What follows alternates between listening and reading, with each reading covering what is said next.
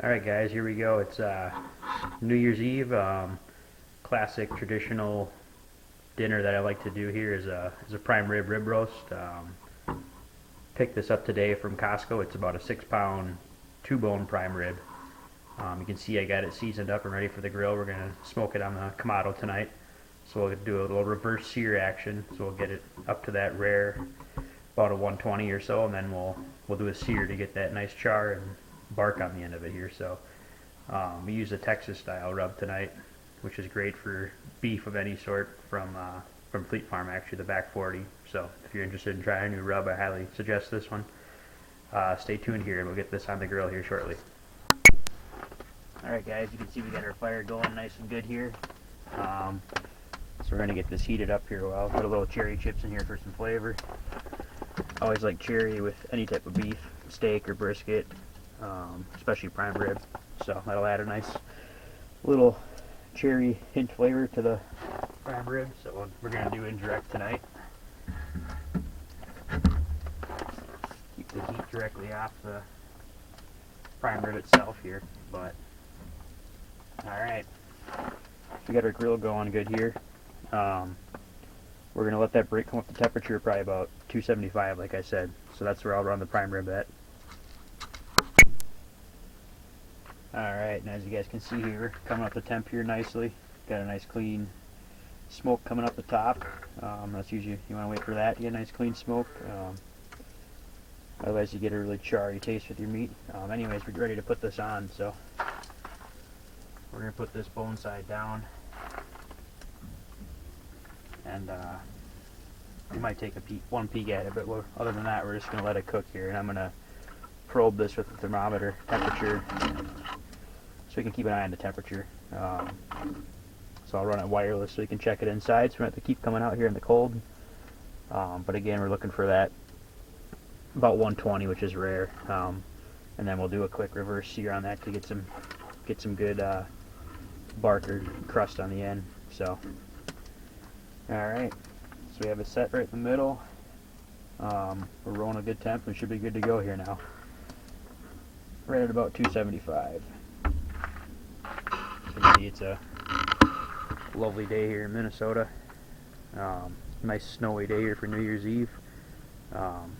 But great time to even do some grilling here with the Kamado. That's what's great about these, is they hold their temperature quite well. So stay tuned here and we'll get going on the cooking here. Thanks. Alright guys, we're going to take a look at this here quick. Keeping an eye on it with my thermometer here.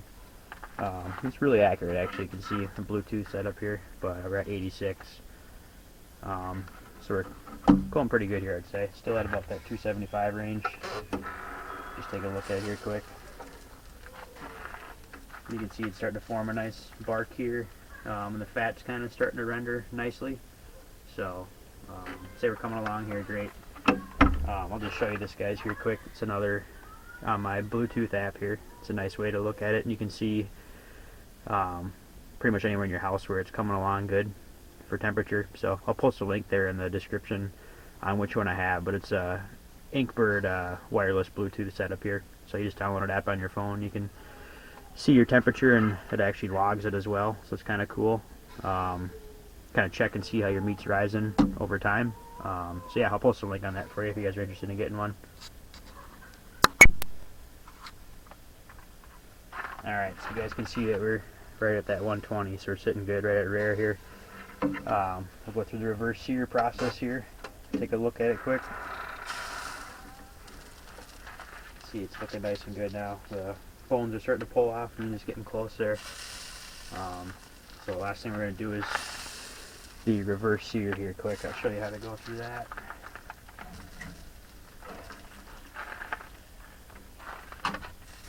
So we'll do that direct instead of indirect.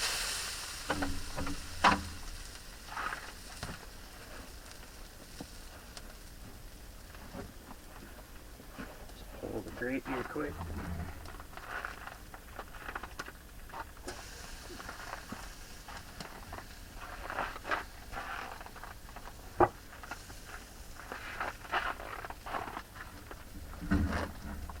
We're going to get this thing up to about 500 or 550, I would say, even a little bit higher. Even get a quick char on all four sides there.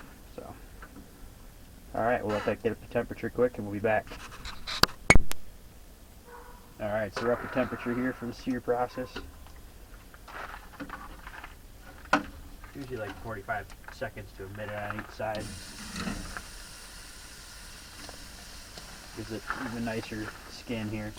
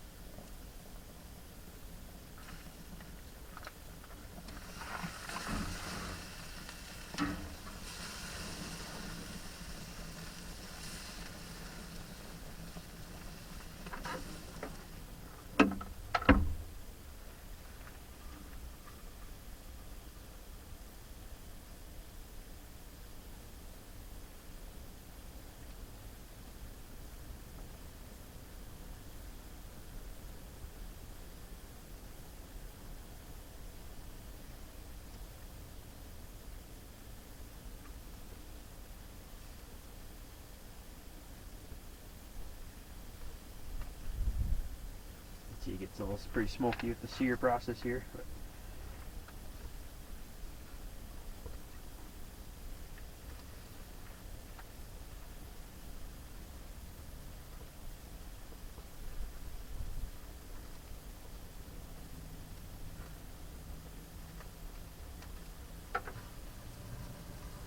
always burp it here first. You're doing high temperatures like this, you can see. There we go.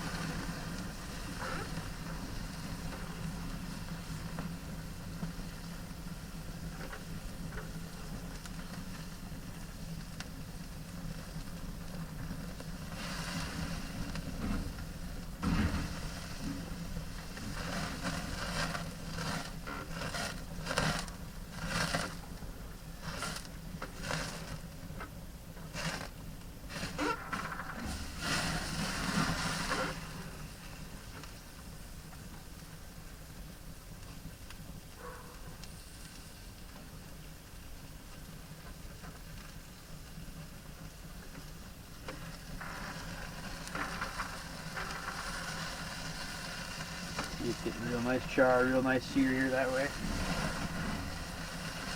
It's a great way to do steaks as well too with the reverse sear. See, we're looking done here now. So we'll take this off. And then we're going to let that rest for a few minutes here before we slice it up and enjoy it.